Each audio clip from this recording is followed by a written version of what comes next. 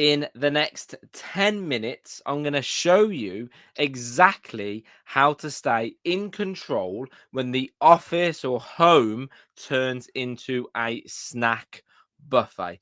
It's Christmas at the moment. There's candy, there's sweets, there's treats everywhere. How can we have these things and still lose weight and still lower our A1C and avoid our blood sugar, looking like a roller coaster?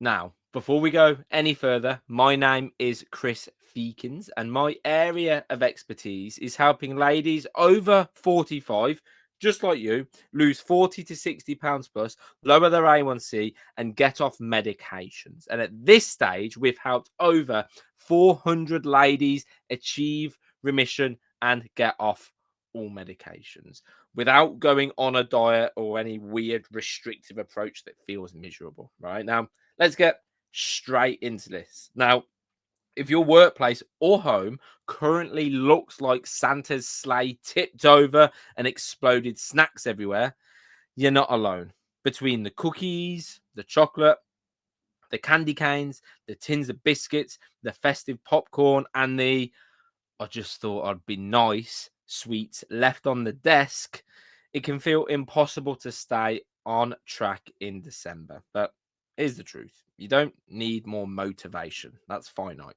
You don't need more willpower, that's also finite. And you definitely don't need to avoid every Christmas treat.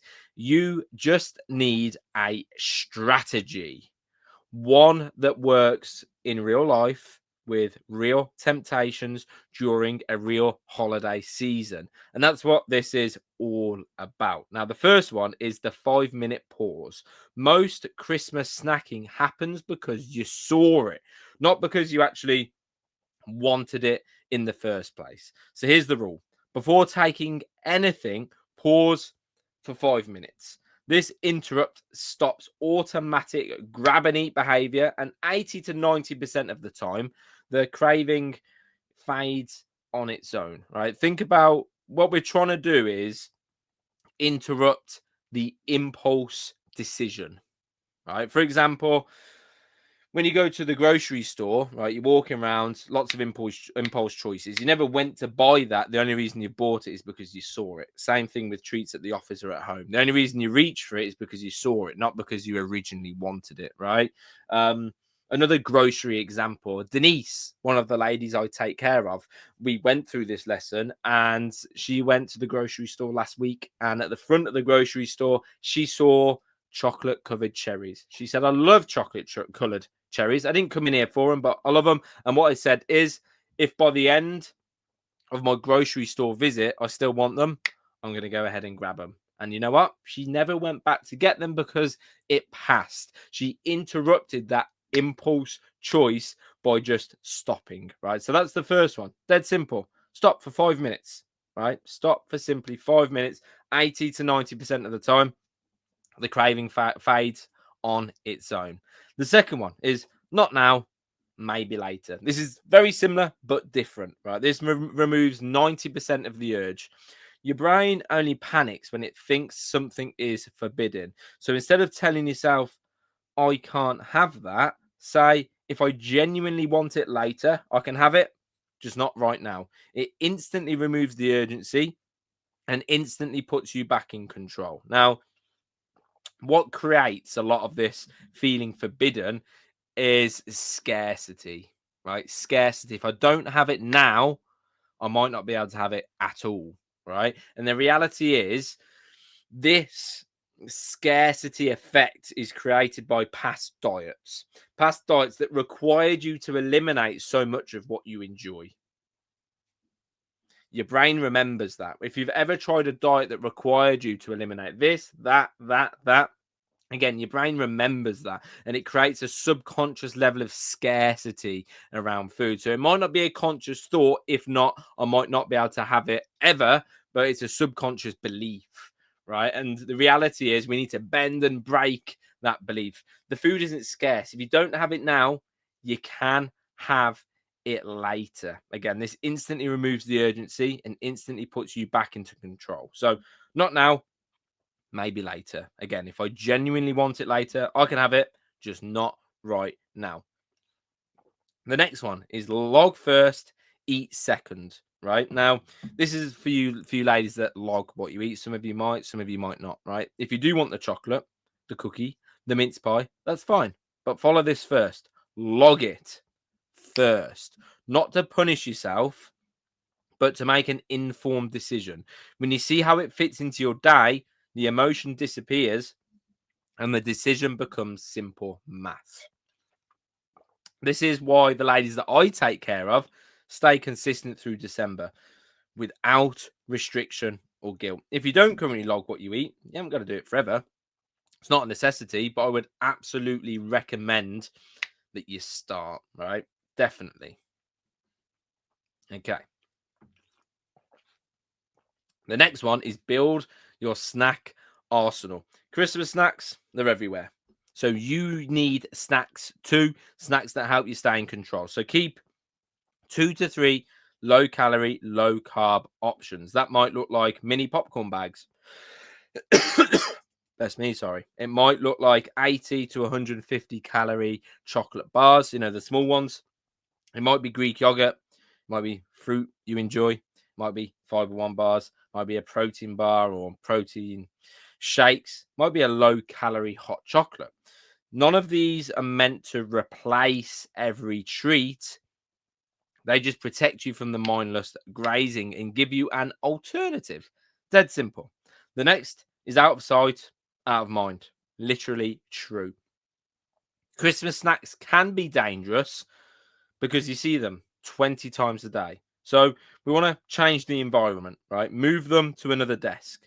Put them in a drawer, right? Shut your office door. Move your chair so they're not in your eye line. This might sound tiny, but it's neuroscience. If you don't see the food, your brain stops firing the craving. Just like we mentioned up here with like the impulse, right? You only want it because you see it. And that applies to this here too. Here, next, we've got increase the friction, right? This is one of the most powerful, ideas from Atomic Habits. And it works brilliantly for Christmas snacks. Right now, the snacks are close, they're easy, they're convenient, and they're effortless to reach.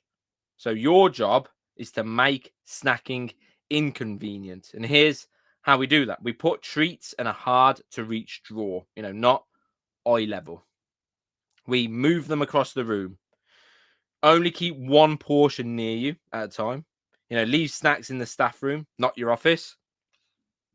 Wrap leftovers back up and put them away immediately so you're not tempted.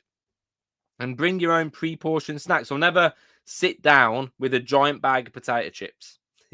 Only ever sit down with a pre-portioned bag of potato chips, for example. Right, that applies to M&Ms. Don't sit down with a whole bag of M&Ms. Sit down with a pre-portioned, bowl of M&Ms. Right. When something takes even 10 seconds more effort, you're far less likely to eat it impulsively.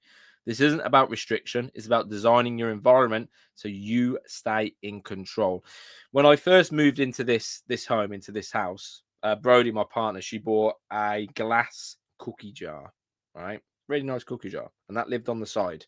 When that cookie jar lived on the side, I'd never eaten so many cookies in my life. That first week, I ate an obscene amount of cookies because I kept seeing them all the time. Every single time I walked through the kitchen, the cookies were there again and again and again and again. I love sweets, just like I'm sure maybe you like sweets. If it's not sweets that you love, maybe it's salty things, whatever. If these foods are constantly there and it's so easy and convenient to grab them, you're going to grab them. All I had to do was put that cookie jar in the cupboard, in the drawer. I'm eating much less cookies now. They're still there. The cookies are still there. I know they're still there, but I eat less of them because I'm not always seeing them. Right? Okay. And then ask the last one. Will this make me feel proud tonight? This isn't about guilt. It's about identity. Ask yourself, will eating this make tonight's version of me proud? If yes, enjoy it. If no, skip it. This reconnects you. This mindfulness reconnects you to the long-term goal instead of getting pulled into a 5-second impulse. A lot of this is about making it harder and interrupting the impulse. The final one is remember that Christmas isn't the problem. It's about making better choices more often without the guilt, without restriction, and without feeling left out. All right. Now, if you found this helpful, comment helpful down below. Right. If you've got any questions about any of the things we just spoke about, I don't want you to leave more confused than when you came. Right. I'm not sat here in this chair now recording this lesson to leave you in a worse place. I'm doing this to help. So please let me help. If there's challenges, if you're like, Chris, that doesn't make sense, lean on me. Send me a message. Comment down below so I can help you with that question, concern, or worry. All right. Take care. Have a fantastic Christmas, of course. And I'll see you soon. Au revoir.